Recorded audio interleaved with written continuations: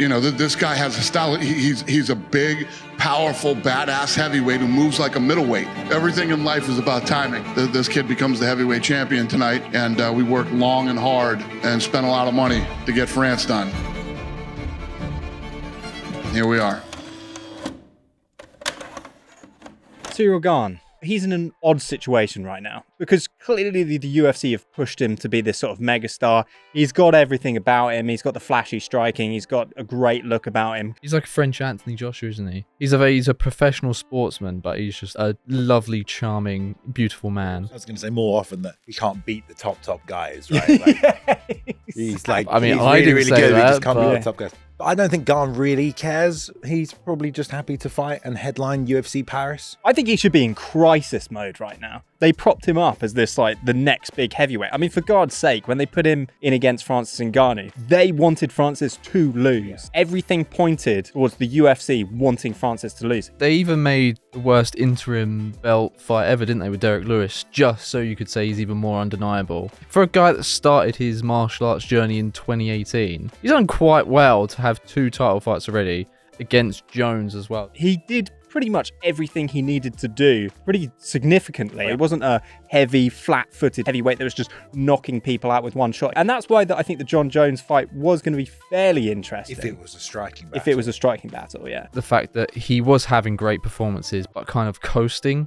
It seemed like there was such a technical difference in his like range and his striking and things like that. But he wasn't really taking advantage of opportunities when he had them. Like the Volkov fight was really slow. I think Rosenstruck was really slow as well. If the goal is to win, that's what you got to do. But it's like it wasn't exactly. I never found him to be an exciting heavyweight. He's only really finished the big tubby guys, isn't he? He finished Derek Lewis and he finished Tai Tuivasa. Tai Tuivasa was like absolutely hellacious. Like I don't know how he went through what he did, and he got knocked down in that fight too, which to kind of show that composure. For a long time, we did just kind of have the Derek Lewises of the division were getting the title shots against like people like Daniel Cormier. Sure, Daniel Cormier is a natural heavyweight, but to have the light heavyweight champion come up and like beat up the guys in the heavyweight division the way he was doing it kind of just showed that the heavyweight division didn't have that combination of cardio and strength and technique. Cain Velasquez, Junior Dos Santos, they just seemed like the embodiment of like well-rounded athletes that weren't just looking for the one shot. So Ciryl coming up and being able to implement that in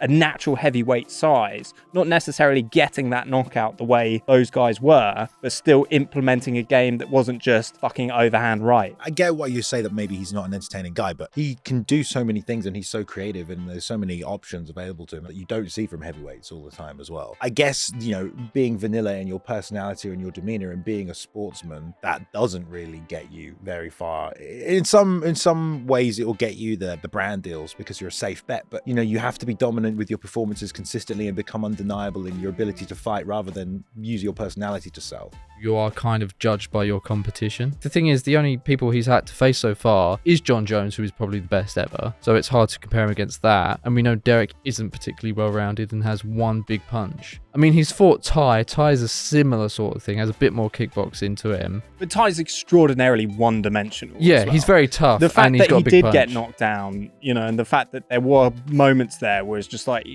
the reality of it is he should have really shut Tai down. Yeah. And ultimately got there He as did well. there eventually. Yeah. But yeah, he did get caught doing it. And I think that's Do you ever see John Jones getting caught by Tai Tuivasa? No, but that's what I think, No. that tentative technical style where he kind of just like taps you at the outside of your calf, throws a little jab here and there, and kind of a lot of feints and teep kicks. And he's like, sometimes he just kind of goes through these fights like a sparring session, and then he gets caught by Tai, and then that wakes him up a little bit. Yeah, but I don't know. I feel like we need people like an Aspinall, a Spivak, these people to come up with different areas in their game to test someone like Gane, to make him better. It's always a problem when you have a champion in the division that is so incredibly dominant and so far ahead of everybody else, and then you have to try and get yourself excited to watch the rest of the guys when you know, well, he just got beaten easily. Why are we watching Gane? What do we get out of it? If it's an entertaining fight, that's great, but we're not trying to see him go towards the title, because as long as Jones is around, he's never going to win it. If this fight wasn't in France, would we care?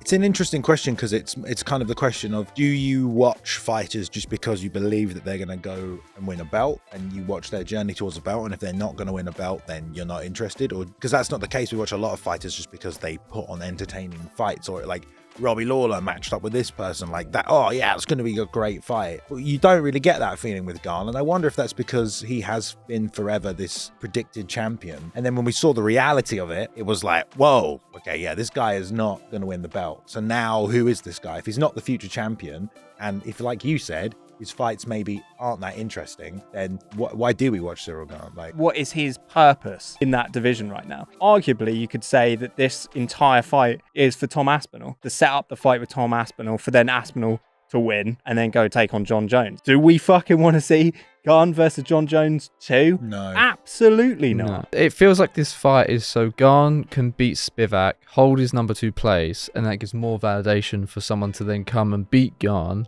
and have a claim at a title. Tom Aspinall is what everyone thinks Gane is, but better. He moves like him, he's got a better ground game, and like he puts people away, whereas Gane will happily just kick the outside of your leg for 5 rounds. But he has to do something significant. Say it and then do it. Somebody get out there and fucking want this belt. This is what I want. This is how I'm going to do it. Fucking watch me. Ciryl never really did that. He kind of just came along and, you know, beat who was about and then lost. There's a lot of guys that have lost. There's a lot of guys already beating each other. There's a lot of guys that have holes in their game that other people eventually exploit. It's just an aging division. How long is he going to be around as well? He's going to be around for ages. I mean, like, Gane could end up getting, he could see like an Alistair Overeem like resurgence where he picks up like a win streak again and starts taking some people out, because that's what the heavyweight division has been, really. It's just a bunch of these old guys who are around and then they lose and then they beat a bunch of people, then they lose and then they beat a bunch of people and then they just stay there, and then it's been 6 years. When's the last time you saw someone go in there just going like, do you know what? I'm going to fucking kill this guy. Buzzsaw him. Yeah, even now it's really tentative. Yeah. With like, even with Pavlovich, it's like he waits and waits and then the shot comes out of nowhere. And that's the real issue. It's just like, actually, the fact that he has had those losses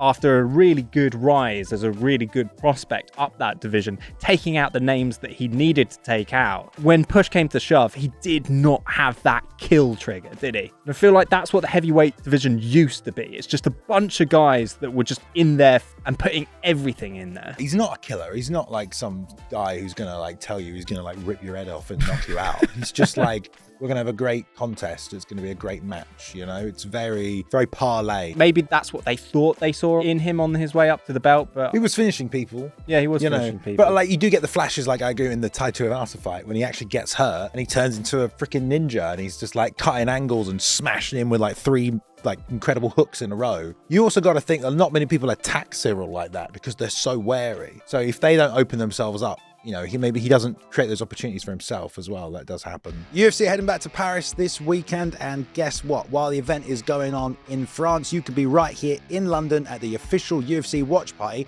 watching the whole thing go down. It's being hosted by Howler Head, and they are giving away 2 tickets to some of you lucky viewers at home, so you can be part of it as well. Obviously, you'll get to watch the fights live with everybody else at the event, but there'll also be Howler Head sampling, goodie bags, all sorts of fun stuff going on. It's going to be happening Saturday, September 2nd, and doors open at 4:30. All you have to do if you want to enter and be in a chance to win the ticket to go to the show is answer this question in the comments down below, okay?